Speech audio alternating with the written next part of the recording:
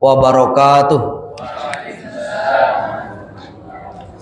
Alhamdulillahilladzi anzala sakinata fi qulubil mu'minin liyasdadu imana ma imanihim.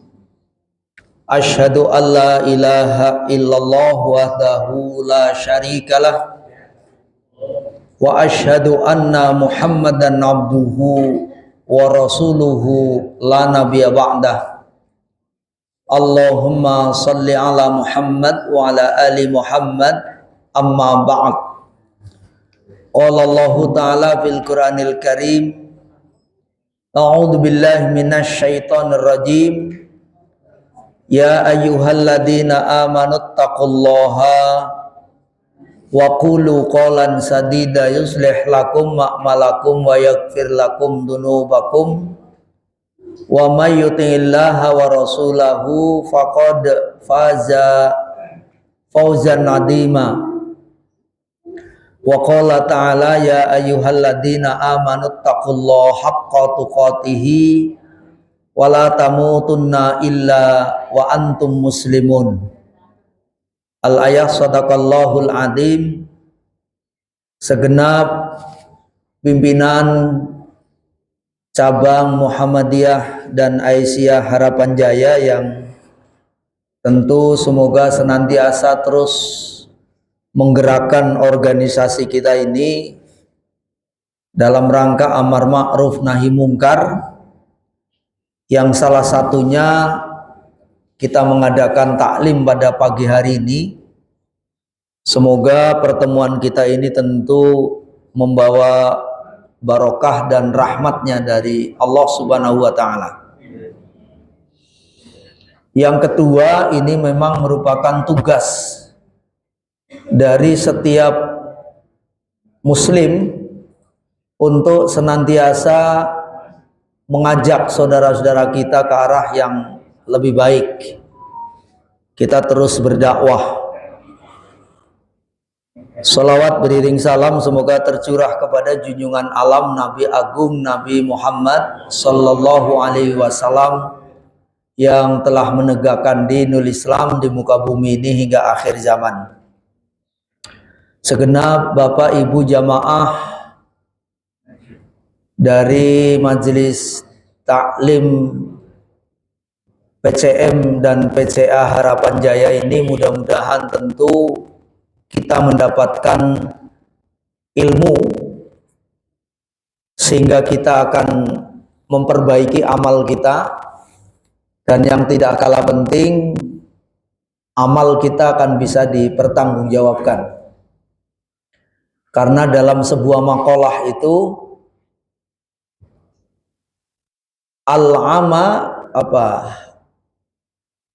al-ilmu bi ghairi ilmu yang tidak didasari dengan ilmu yang tidak dipraktekkan dengan amal itu kasajarin bila tamar. Artinya ilmu yang tidak dipraktekkan itu seperti pohon yang tidak berbuah. Tetapi amal bi ghairi ilmin, al-amal bi ghairi ilmin, amal yang tidak disertai dengan ilmu, la tuqbalu, tidak diterima, mardudatun, dan tertolak. Na'udzubillahi min dzalik. Tentu kita tidak menghendaki dan mengharapkan yang demikian.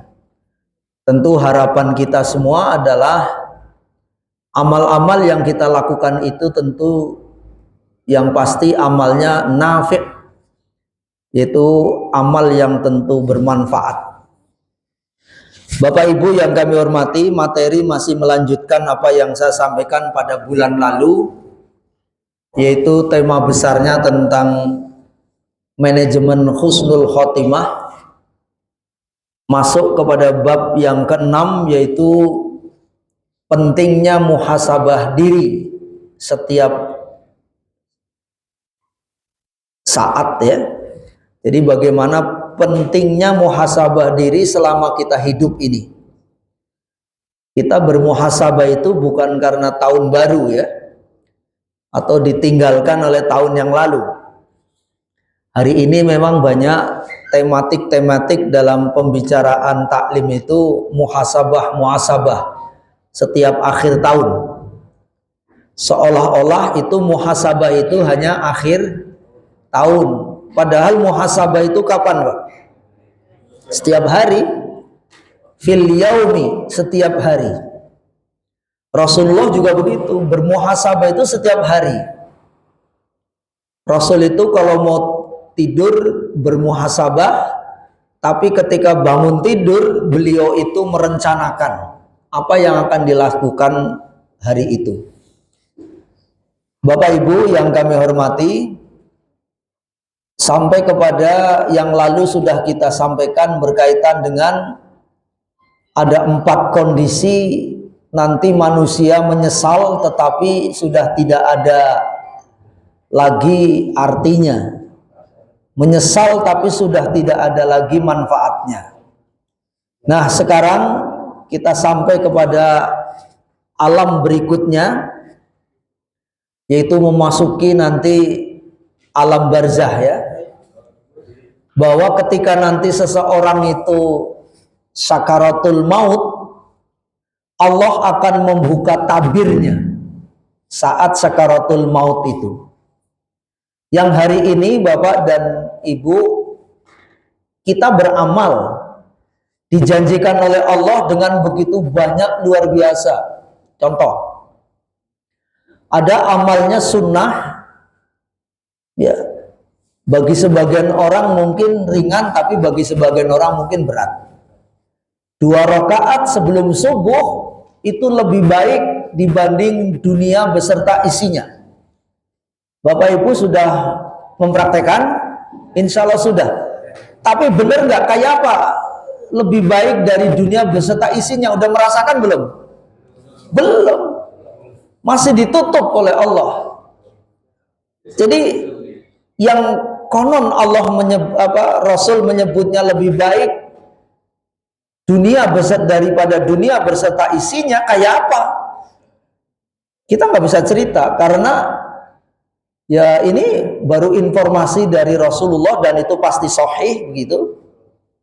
Tapi seperti apa rasanya nggak tahu gitu. Nah, ketika nanti seseorang itu dibuka, ketika sakaratul maut sudah mulai dibuka tabirnya. Dibuka tabirnya. Apa yang dimaksud? Ini ayatnya yang terdapat di dalam surah 50. Surah 50 surah apa, Bu? Halo? Dulu kan sudah punya Ibu punya PR tuh untuk menghafal nomor dan nama surah. Udah hafal sampai berapa, Bu? Itu ada 114 loh, Bu. Yang lalu kayaknya udah sampai pertengahan deh, udah sampai 50-an kalau nggak salah, Ibu. Surat Qaf ya. Jadi kalau bisa Ibu Bapak itu hafal nomor dan nama surah, jangan lupa. Ada orang yang hafal nama surahnya tapi nomornya nggak hafal. Ada juga yang hafal nomornya aja. Surah 2 ayat ini itu. Tapi surah 2 surah apa? Pokoknya surah 2 aja dah. Tapi sebaiknya surah 2 yaitu surah Al-Baqarah ayat, nah begitu. Jadi jangan lupa disebut nomor dan namanya. Ini surah 50 adalah surah Qaf, ayatnya yang ke-22. A'udzubillahi minasyaitonir rajim. Laqad kunta fi ghaflatin min hada fakashafna anka ghita'aka fabasarukal yauma hadid.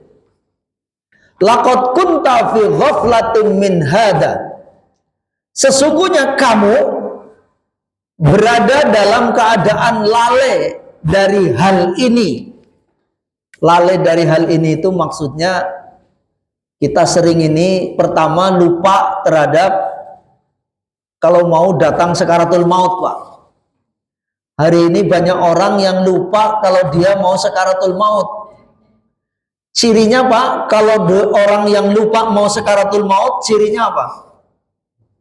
Hidup semaunya, nggak mau diatur oleh Allah, nggak mempersiapkan bekal untuk setelah matinya itu ciri kalau orang lupa terhadap sakaratul maut itu, dikiranya orang itu mau hidup terus gitu.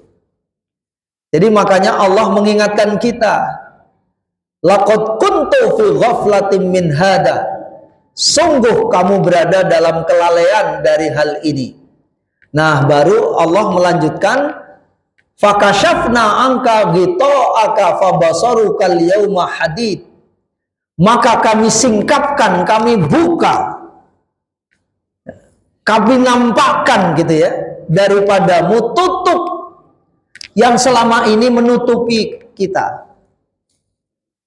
Makanya orang sakaratul maut itu lebih cerdas dibanding orang yang sehat seperti kita, karena dia sudah bisa menembus cakrawala ke depannya. Jadi dia sudah bisa melihat bagaimana nanti kondisi di alam barzah. Maka kami singkapkan daripadamu tutup yang menutupi matamu selama ini. Jadi kita nggak pernah tahu tadi, Bapak beramal ini, melakukan ini, janji Allah dan Rasul seperti ini, tapi kita belum merasakan. Apa yang Bapak rasakan dari ibadah itu, Pak? Apa, Pak? Hah? Apa benar bahwa tenang itu karena ibadah? Banyak orang yang ibadah itu juga, banyak orang yang nggak ibadah hidupnya tenang juga katanya. Ada juga orang yang ibadah tapi hidupnya galau terus. Ada nggak, Pak? Jadi tenang itu ya memang ada ya, dari sisi karena ibadahnya bagus itu tenang juga. Tapi mohon maaf, kalau Bapak beribadah ada rasa tenang, kalau Bapak beribadahnya baik, urusan dimudahkan, itu bonus. Bonus. Tapi bukan karena itu, Pak. Jadi ibadah, waduh, kalau nanti saya ibadah nggak tenang-tenang, nanti gimana tuh? Jadi bukan hakikat kita beribadah untuk itu, bukan. Lah terus hakikat kita ibadah apa, Pak? Ya ta'abbud, tunduk aja, pokoknya mau tenang mau nggak. Apa kalau kita nggak ibadah nggak tenang ya nggak usah sholat misalnya? Nggak juga ya. Tetap kita harus sholat. Ibadah itu ya karena kita memang nurut, diatur oleh Allah. Mau kita tenang atau tidak, itu urusan lain, dan itu bahkan bonusnya. Tapi kalau kita semua ibadah itu karena memang diperintahkan Allah dan kita taat kepada Allah. Itu saja persoalannya kan. Karena memang ibadah itu disebutnya ta'abbud, tunduk yang tanpa reserve, mesti harus tunduk begitu. Nah, oleh sebab itu Bapak dan Ibu, nah balasannya yang sebenarnya kapan? Bukan hari ini, tapi nanti, gitu kan? Hari ini ya disebutnya, makanya nanti dalam perspektif Islam itu Allah akan menurunkan balasan. Kalau dalam bahasa lain itu namanya jaza, ya. Jaza itu imbalan, balasan, atau sering disebut dengan ajaro. Ajaro itu artinya bisa diartikan upah, bisa diartikan pahala. Asal katanya ajaro. Tapi kalau upahnya dunia, itu Al-Quran menyebutnya ujroh. Ujroh itu upah dunia. Mohon maaf, Bapak bekerja dapat gaji dari kantor atau institusi, itu gaji itu namanya ujroh.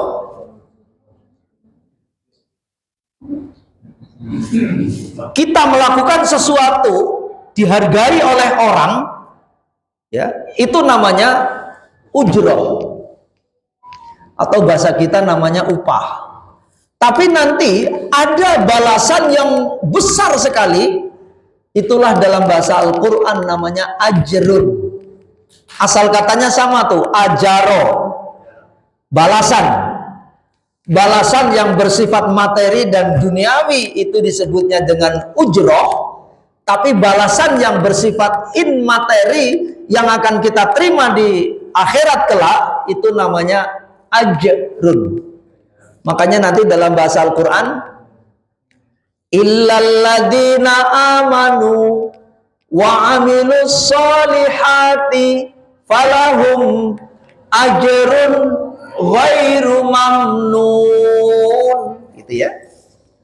Illalladzina amanu, kecuali orang-orang yang beriman, wa amilus solihat, dan dia beramal soleh, falahum, maka bagi mereka itu akan mendapatkan ajrun, pahala maksudnya.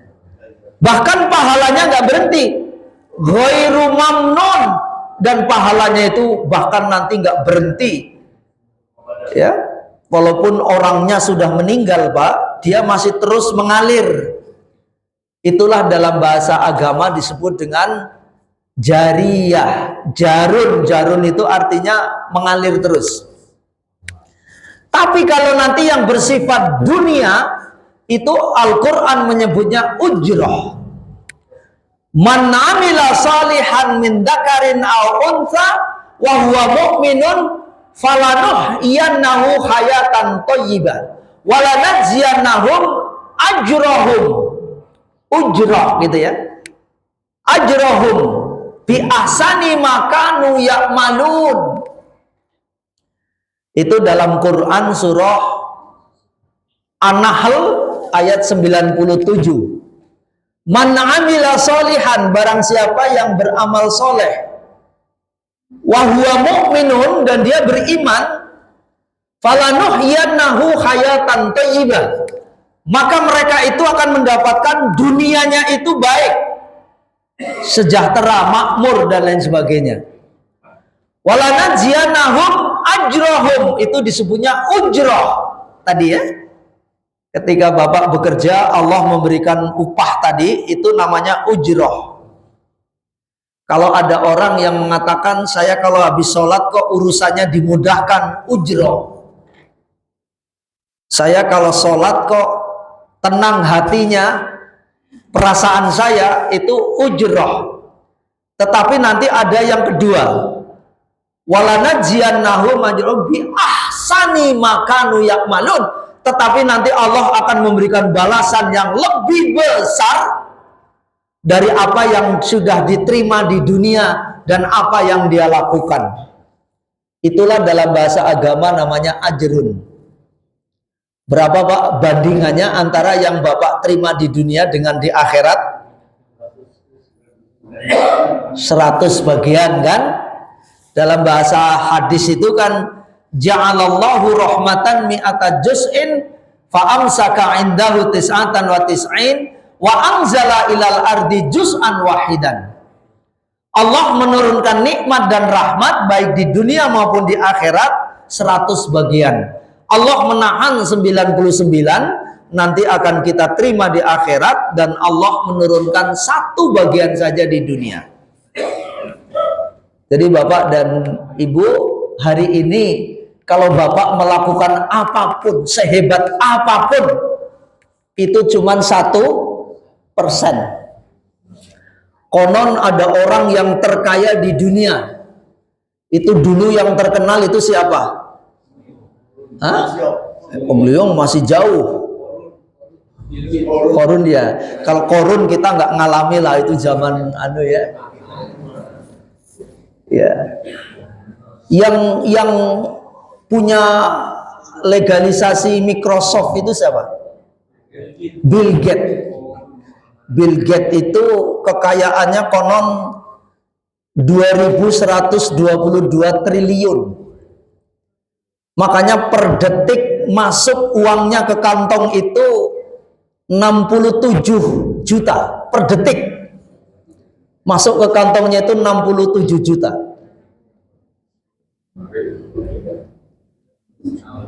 Luar biasa ya. Kita per detik berapa Pak? Ya lebih besar dari itu ya. Tapi ada yang lebih kaya katanya, kata Bill Gates. Ada yang lebih kaya Bu. Dia ditanya, wahai Tuan itu kan konon orang yang terkaya di dunia. Ada nggak Tuan kira-kira menurut Tuan orang yang lebih kaya dari Tuan? Itu ketika ditanya pada saat acara talk show itu.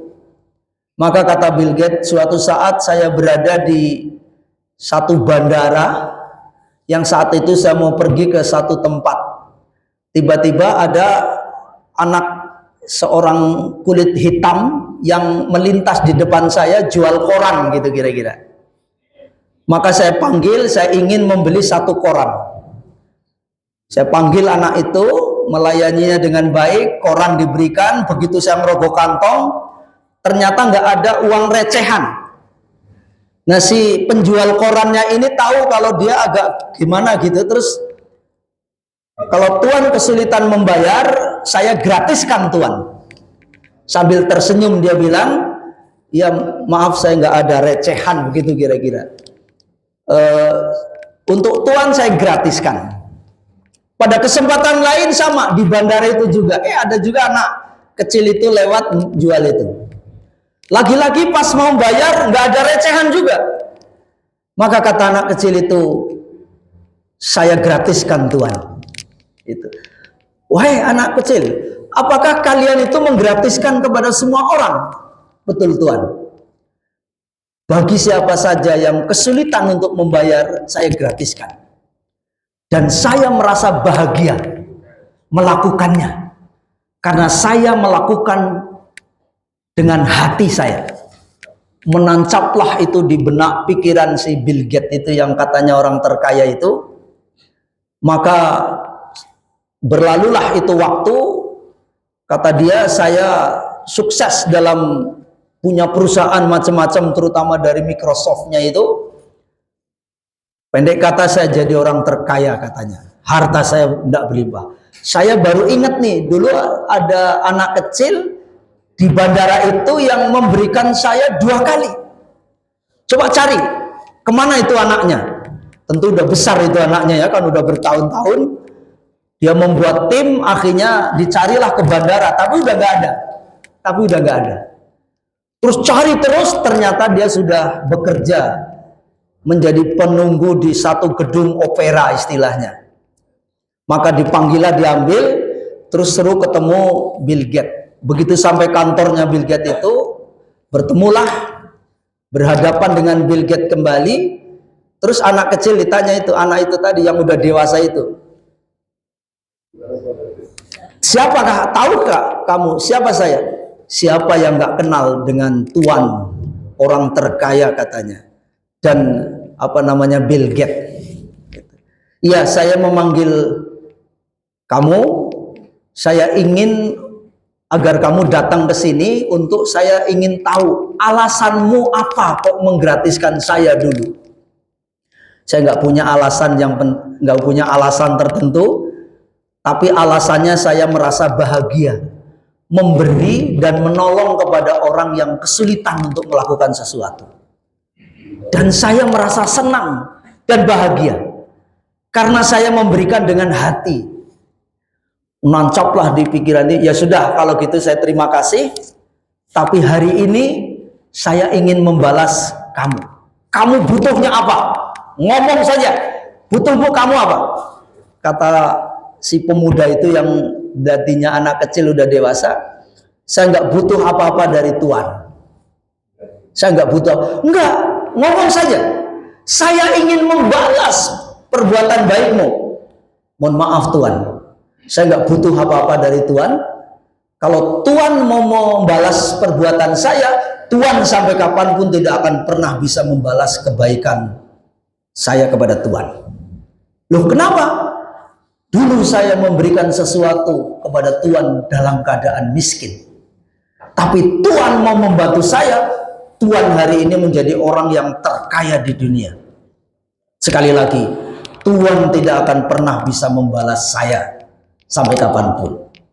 Karena kondisi Tuhan berbeda. Langsung merasuk ke dalam hatinya. Dalam talkshow itu dia bilang, saya memang kalau hitungan harta mungkin saya banyak, tapi ada orang yang lebih kaya dari saya. Siapa itu? Orang yang sulit tetapi masih memikirkan orang yang kesulitan. Orang miskin tetapi yang memikirkan kesulitan orang miskin. Itulah kata Bill Gates, dia lebih kaya dari saya. Itu Bu. Jadi orang kaya itu nggak mesti banyak harta, tetapi dalam keterbatasan masih memikirkan orang yang terbatas itu. Bapak Ibu bisa menjadi orang yang terkaya, nggak mesti harus jadi konglomerat, tapi sejauh mana kita untuk mengabdi di persyarikatan ini, gitu kan? Nah, betapapun dia kekayaannya triliunan itu Bu, masih kecil, cuman satu.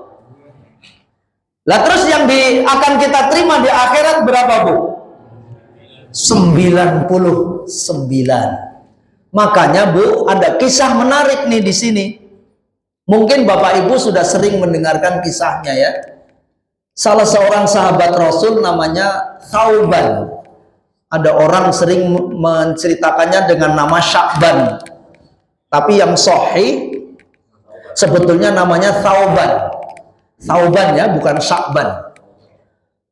Suatu ketika Thauban itu memang rajin Pak, sholat berjamaah. Tapi keistimewaannya ini tidak seperti sahabat yang lain. Keistimewaan Thauban ini Pak, setiap kali sholat, mohon maaf, nggak pernah telat. Dia duduk di depan sebelah kanan, itu disebutnya oleh hadis itu. Duduk di sebelah depan kanan, terus ditanya, kenapa engkau Thauban kok selalu ngambil tempat yang di sana? Agar saya tidak diganggu orang dan agar saya tidak mengganggu orang. Gitu. Maka selalu di sana. Dan dia itu memang tipologi kayak Thauban di masjid-masjid kita banyak Pak. Duduknya di situ terus, ada tuh. Dan itu boleh. Tapi Thauban di masjid saya nggak kayak Thauban zaman Rasul. Begitu datang ke masjid, tempatnya udah diduduki, pulang dia. Nggak jadi Pak. Pulang dia ngambek. Persoalannya kenapa? Karena Thauban itu selalu datangnya duluan. Jadi kalau Thauban mau sholat berjamaah, itu selalu iktikaf dulu. Suatu saat ketika sholat subuh dilaksanakan, Thauban nggak kelihatan, tumben. Bahasa kita, tumben Thauban nggak kelihatan. Terus Rasul tanya, aina Thauban? Ana la adri ya Rasul, kami nggak tahu kemana dia. Ya udah tunggu sebentar, jangan komat dulu. Jadi Bilal bin Rabah suruh tunggu dulu, jangan komat dulu.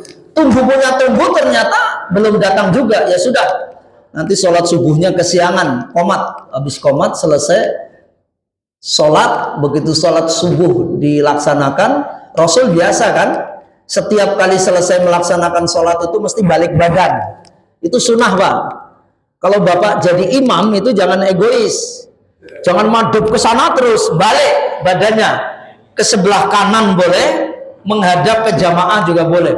Ternyata rahasia Rasul itu pertama karena kalau setiap subuh itu selalu memberi tausiah atau Rasul ngecek jamaah. Ini si fulan kemana nih? Pak Kumpul kemana nih? Pak Firdaus kemana nih? Dilihat satu-satu. Begitu tengok Thauban nggak ada. Terus Rasul tanya lagi, aina Thauban? Kami nggak tahu ya Rasul. Ana la adri. Yaudah kalau gitu nanti setelah kita sholat subuh selesai pada zikir, kita siap-siap. Ada yang tahu nggak rumah Thauban? Saya tahu persis Rasul di mana rumahnya Thauban. Nanti rame-rame. Kalau sekarang kayak di sini sholat subuh jam berapa nih? 4:30 lah ya. Jam 4 lewat 10 atau 12. Katakan 4:30 lah. Selesai sholat jam 5, siap-siap jam 6 berangkat. Bapak Ibu ketahui, dengan berjalan kaki Rasulullah dan para sahabat itu ke rumah Thauban, tentu Bapak Ibu tahu kondisi tanah sana di Arab, naik turun ya. Itu kalau mau ke rumah Thauban itu, nyampe di tempat rumahnya itu di dalam hadis itu waktu paling afdol sholat duha. Jam berapa Pak? 11 kesiangan lah. Ketika matahari sudah mulai itu jam tengah 9, jam 9, jam 8 lah. Kita ambil yang paling pendek aja, jam 8. Bayangkan Pak, pergi ke masjid memang jalan kaki 2 jam. Bapak kalau ke masjid di lingkungan berapa jam Pak? Kalau Bapak misalnya pergi ke masjid 2 jam itu berarti ke sono dulu tuh, mall dulu. Atau ke Jatinegara sana ya. Bayangkan 2 jam, tapi sholat berjamaahnya nggak ketinggalan. Terus setiap saat. Bayangkan. Di rumah perumahan Perumnas saya itu ada bu ngaku Islam, tapi udah bertahun-tahun tinggal di Perumnas, belum pernah sampai ke masjid juga. Ada juga bahkan. Ya yang terbaik itu kan ketika kita pergi ke masjid jadi imam ya. Kalau enggak jadi di belakangnya imam lah, saf pertama. Ini ada orang begitu ke masjid langsung di depan imam Pak. Ya begitu ke masjid karena disolatin kan. Sampai seperti itu. Begitu sampai di rumah Thauban, Rasul salam, assalamualaikum. Apakah benar ini rumah Thauban? Ada seorang ibu yang keluar dengan matanya sembab. Betul, ini rumah Thauban. Terus kata Rasul, saya Rasulullah. Kenapa kok tumben Thauban gak hadir pada subuh kali ini? Kata perempuan itu, saya istrinya Thauban. Mohon maaf Rasul, suami saya ini nggak hadir ke masjid karena pas tepat tadi menjelang adzan subuh, suami saya wafat, meninggal menjelang adzan subuh katanya. Tapi suami saya itu aneh. Begitu beliau menjelang wafat, dia masih setengah sadar begitu, beliau sampai teriak 3 kali. Teriakan pertama, aduh, mengapa tidak lebih jauh? Teriakan kedua, aduh, mengapa tidak yang baru? Dan yang ketiga, aduh, mengapa tidak semuanya? Kenapa Rasul? Kok sampai begitu? Rasulullah membacakan ayat ini. Ya, laqad kunta fi ghaflatin min hada fakashafna anka ghita'aka fabasarukal yawma hadid. Sungguh kamu berada dalam keadaan lalai dari hal ini. Maksudnya kepada para sahabatnya ditunjuk semua, kamu hari ini pada lupa gitu ya. Terhadap hal ini seperti apa yang dialami oleh Thauban ini. Kamu pada lupa tentang sekaratul maut yang akan dialami seperti Thauban yang di hadapan kita ini. Fakashafna anka ghida'aka fabasarukal yawma hadid. Kami singkapkan daripadamu tutup yang menutupi matamu, maka penglihatanmu pada hari itu amat tajam. Tahu nggak kalian semua? Kenapa kok Thauban ketika sekaratul maut sampai menyebut aduh, mengapa tidak lebih jauh? Ketika Thauban itu melihat balasannya ketika berjalan kaki menuju masjid, itu kenikmatannya begitu luar biasa.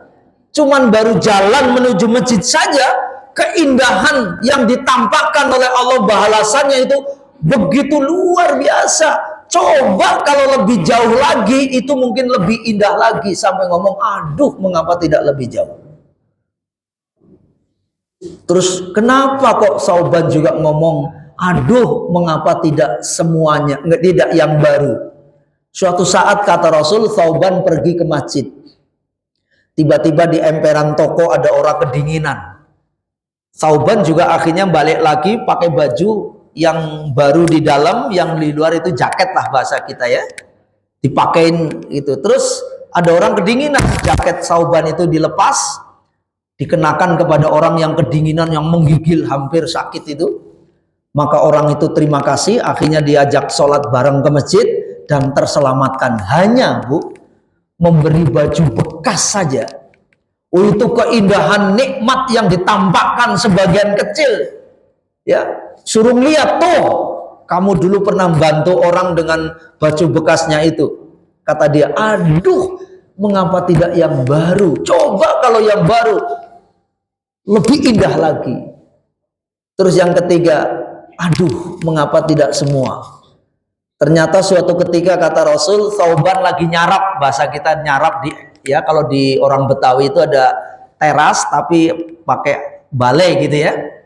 Ngopi di situ, minum susu. Kalau orang Arab itu pakai roti yang panjang itu loh, Pak. Yang besar itu. Kalau Bapak ditimpuk mungkin kelenger pakai roti itu. Dan kita nggak habis tuh kalau makan itu ya.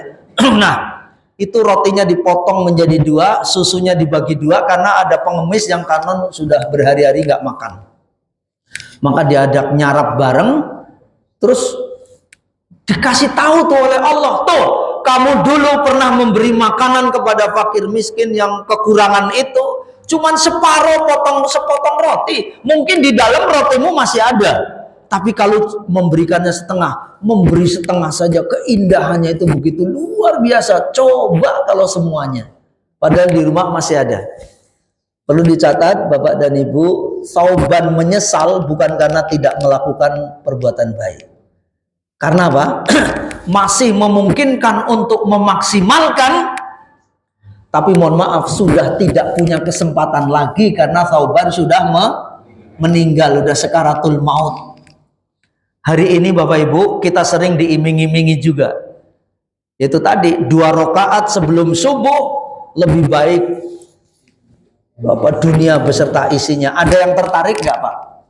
Ada, cuman sedikit.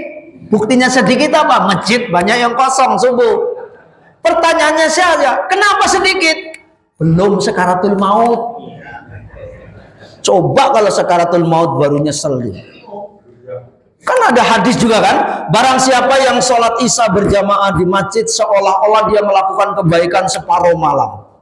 Barang siapa yang melaksanakan sholat subuh berjamaah di masjid seolah-olah dia melakukan kebaikan sepanjang malam. Ada yang tertarik? Ada, cuman sedikit. Mengapa? Belum sekaratul maut. Mohon maaf nih, Bapak Ibu nggak perlu nunggu sekaratul maut kan? Ke masjid udah enteng, enak. Bapak Ibu yang kami hormati, mari Pak, semua orang besok di yaumil akhir itu menyesal. Tapi kalaulah kita menyesalnya seperti orang yang dilakukan oleh Thauban karena ingin memaksimalkan. Tapi kalau menyesalnya orang yang tidak beriman gimana Pak? Nih makanya nanti akan dibuka juga oleh Allah. Ini ditampakkan karena apa? Menyesal karena ditampakkan. Ini dalam hadis ya. Dari Ibnu Umar radhiyallahu an bahwasanya Rasulullah bersabda, "Inna ahadakum idza mata uridu alaihi maq'adahu bil ghotati wal ashiyyi."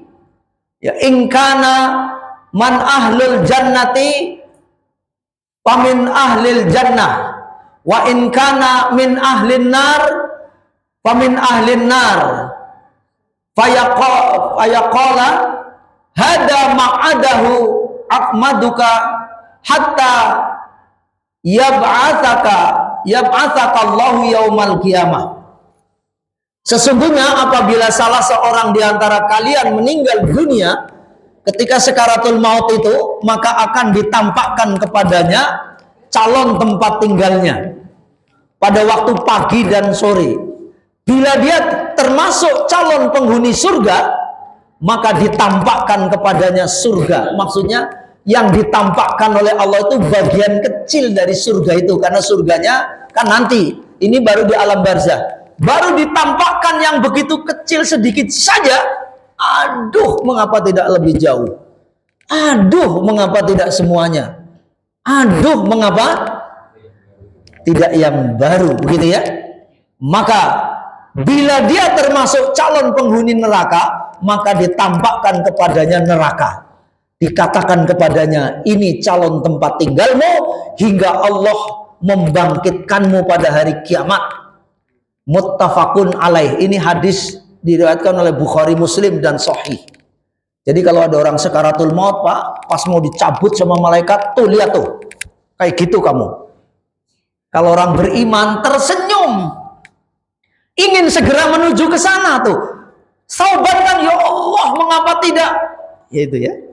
Makanya Allah membuka tabir orang beriman nih. Apa itu? Innal ladina qalu Rabbunallahu tsumma istaqamu tatanazzalu alaihimul malaikatu alla takhafu wa la tahzanu wa abshiru bil jannati allati kuntum tu'adun. Surah 41. Surah 41 surah apa Bu? Fussilat ya.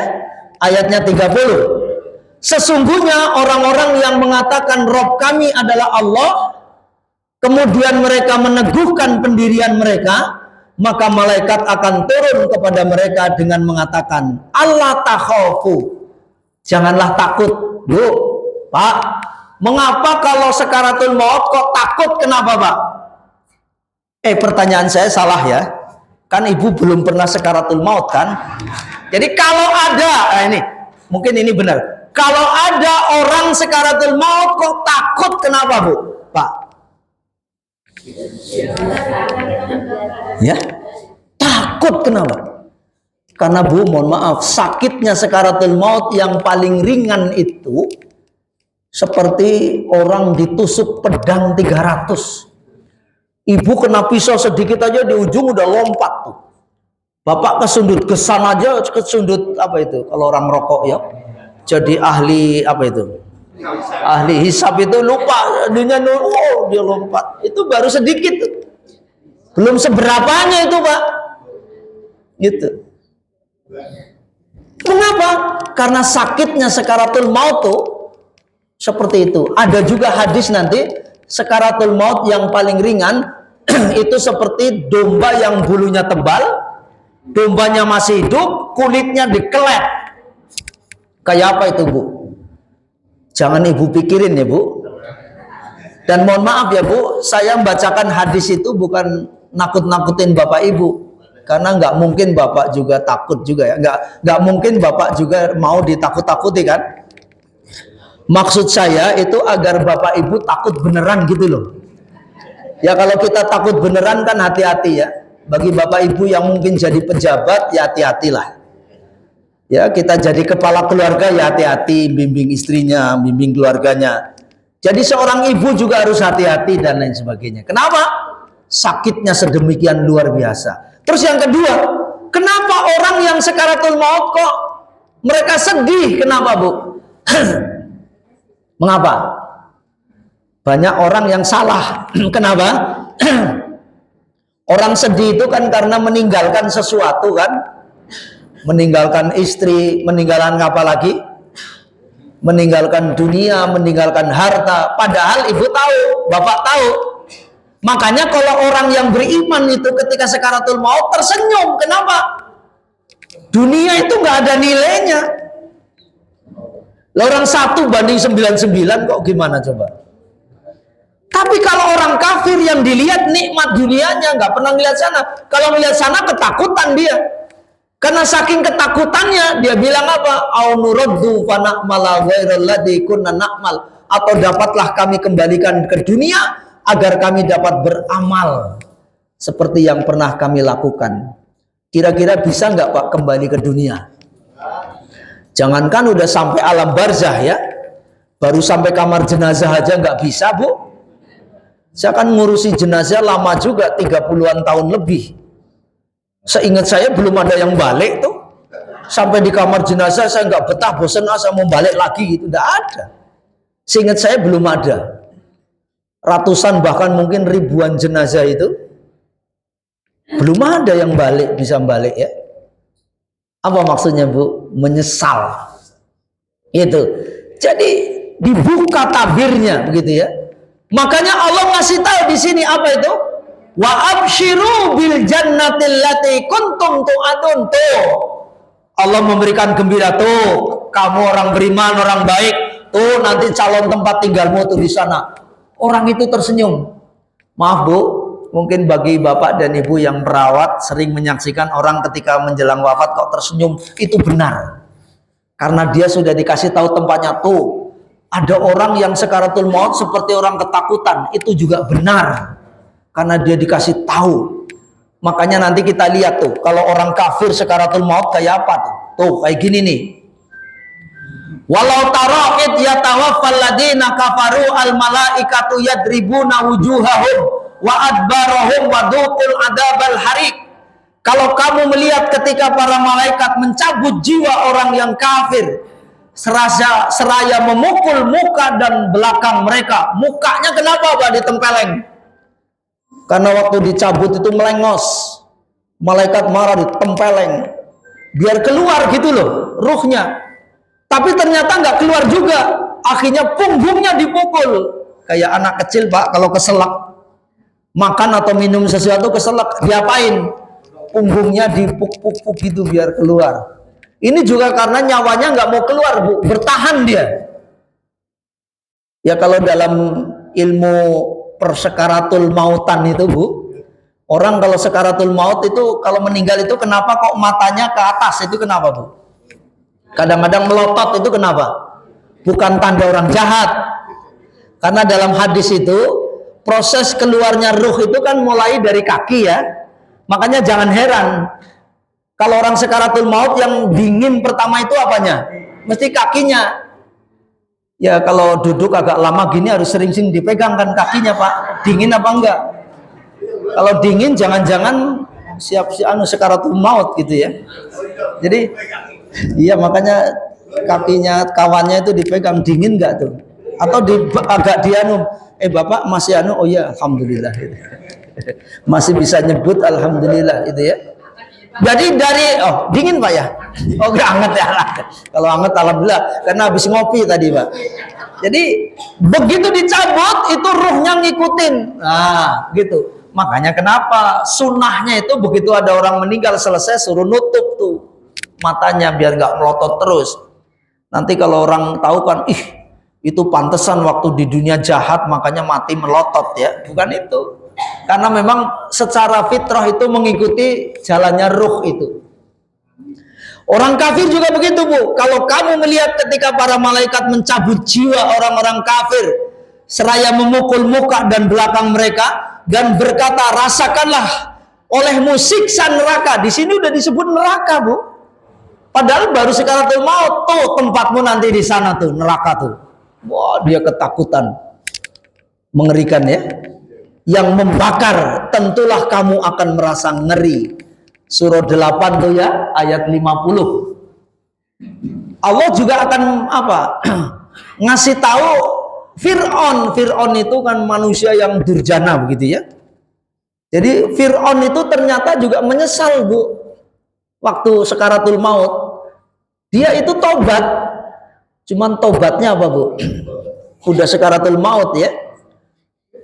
Wajawazna bi bani Israilal bahra fa'atba'ahum fir'auna wa junuduhu bagtau wa adwa hatta idza adrakahul gharaqu qala amantu annahu la ilaha illa alladhi amanat bihi banu Israila wa ana minal muslimin. Tuh Fir'aun ngaku orang muslim tuh. Dan kami memungkinkan Bani Israel melintasi laut, lalu mereka diikuti oleh Fir'aun dan bala tentaranya karena hendak menganiaya dan menindas mereka, hingga bila Fir'aun itu telah hampir tenggelam, lagi cengep-cengep, kata Pak Kumpul itu. Ibu tahu cengep-cengep ya? Itu lagi mau diambil sama malaikat itu. Maka Fir'aun itu telah hampir tenggelam, berkatalah dia, saya percaya bahwa tidak ada Tuhan melainkan Allah yang dipercayai oleh Bani Israel, dan saya termasuk orang-orang yang berserah diri kepada Allah.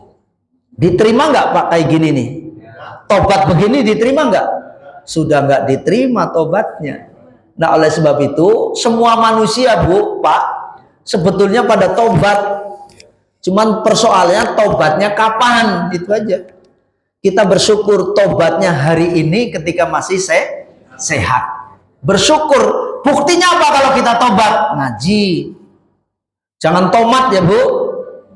Habis tobat kumat, itu namanya tomat. Kita tobat, nantinya kembali ke jalan yang benar. Karena kita melihat betapa orang-orang terdahulu yang mendahului kita itu betul-betul mereka itu menyesal. Itu ya. Makanya termasuk Fir'aun juga, orang kafir semuanya menyesal. Orang beriman juga menyesal. Cuman penyesalannya orang beriman apa, Bu? Aduh, mengapa kok cuman segitu? Itu. Tapi kalau orang kafir tobatnya apa? Aduh, mengapa kok saya tidak melakukan? Yang lalu kan saya sudah nyampaikan kan? Orang kafir menyesal. Rubama yawaddul ladina kafaru Laukanu muslimin. Tuh dalam surah 15 ayat 2 ya. Orang kafir itu mengandai-andai apa? Ketika berada di neraka itu, aduh, menyesal. Kenapa saya tidak jadi orang muslim dulu?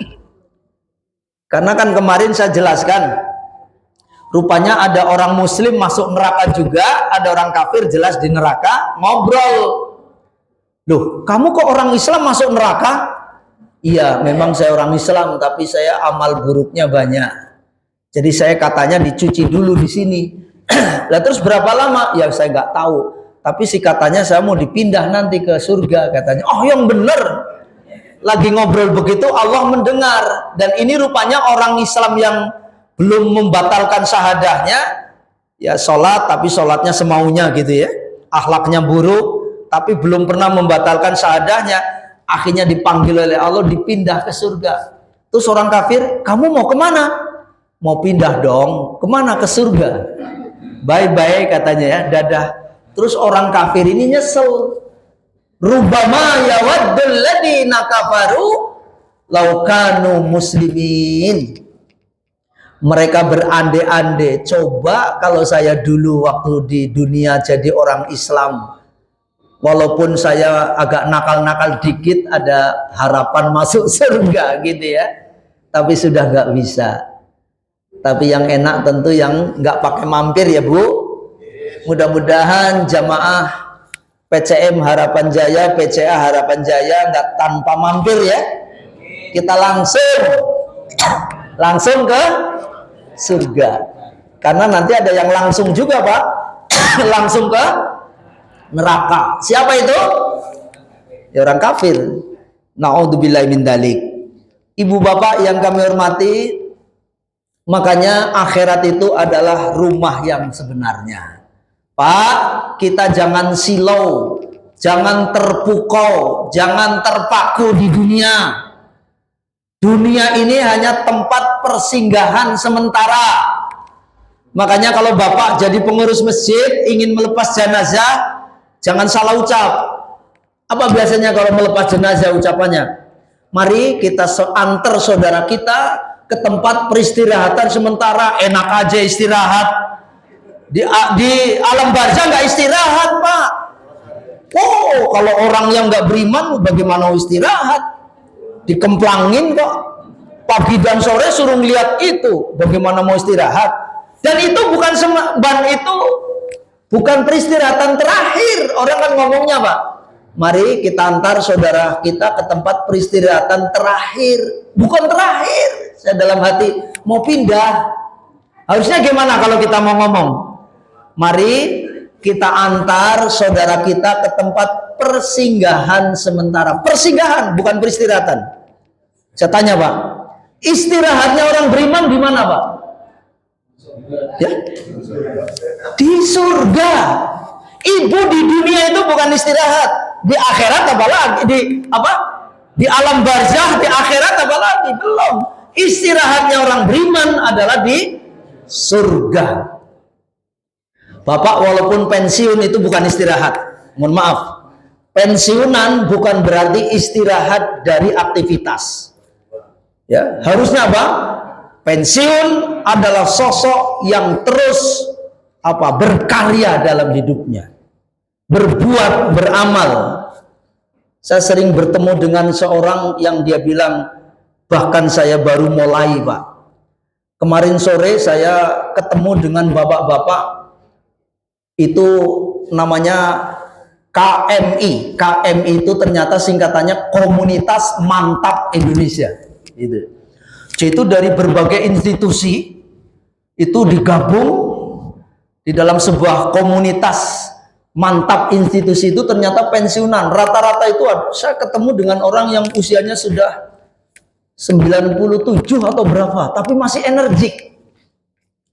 Bapak hebat ya, 97 kan makan berdua saya habis acara makan kan makanannya mohon maaf Pak, pakai itu loh Pak, yang Bapak agak gimana, tunjang. Ibu Bapak tunjang tahu ya, itu kan.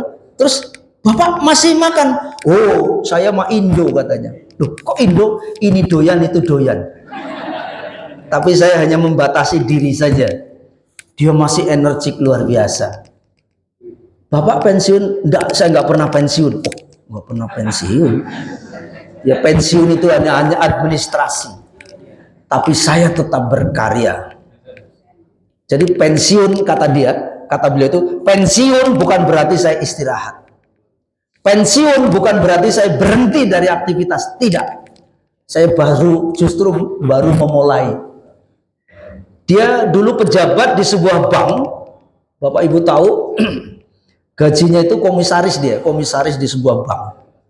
Itu konon waktu dia masih aktif itu, paling sedikit masuk ke kantongnya itu sebulan bisa 150 bahkan 200 juta itu. Terus Bapak itu tanya saya, Bapak berapa gajinya dulu? Saya dulu di kantor saya 7 koma. Tanggal 7 sudah koma maksudnya. Tapi saya bersyukur kepada Allah gitu ya.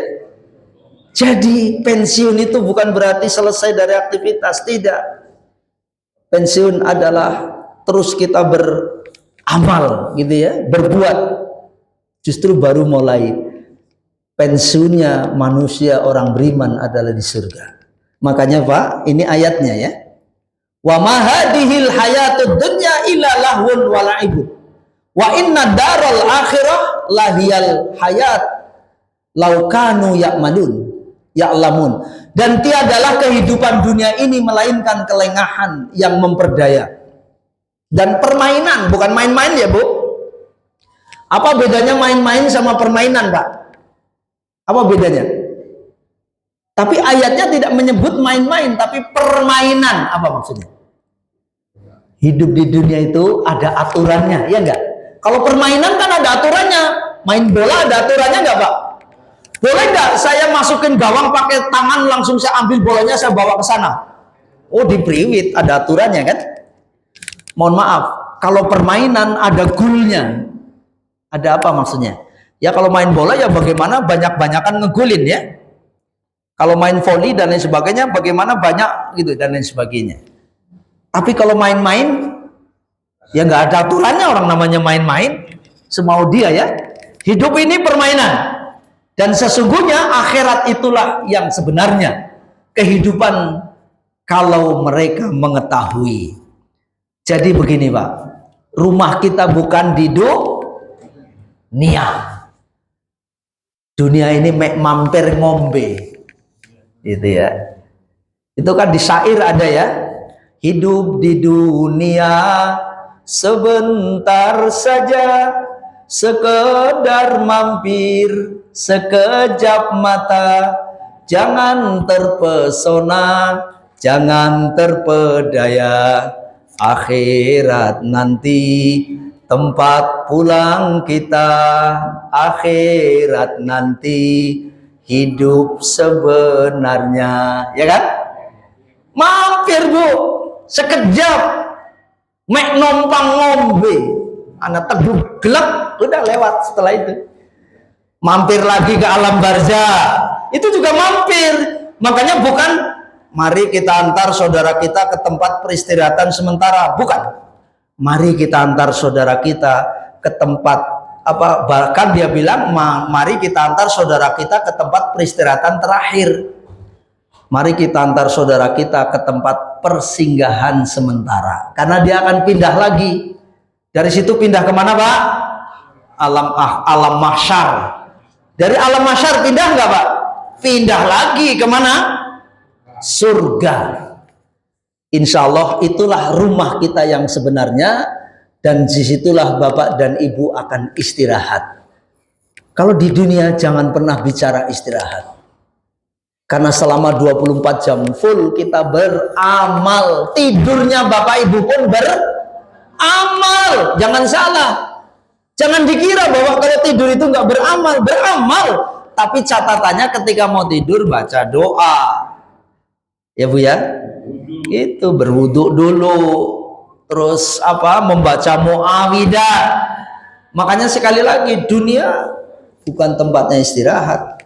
Akhirat apa di alam barzah apalagi istirahatnya orang beriman adalah di surga. Mudah-mudahan Bapak dan Ibu kita termasuk orang-orang yang senantiasa mulia dan bahagia baik di dunia maupun di akhirat. Nanti kita akan lanjutkan ini. Nanti akan ditanya badannya untuk apa. Ini baru bicara umur. An umrihi fima afnah. Umur yang selama ini Allah kasih kepada kita, Bu, dimanfaatkan untuk apa? Itu nanti ditanya. Nanti yang akan datang kita akan berbicara tentang badannya untuk apa dipergunakan. Baik, masih ada waktu, silahkan kalau ada yang ingin ditanyakan. Oh, tutup? Oh, karena mau ada acara. Saya kira itu, mohon maaf. Mudah-mudahan yang sekelumit ini bisa menjadi renungan buat kita semua. Mari kita akhiri dengan doa kafaratul majlis. Subhanakallahumma wa bihamdika asyhadu alla ilaha illa anta astaghfiruka wa atubu ilaik. Assalamualaikum warahmatullahi wabarakatuh.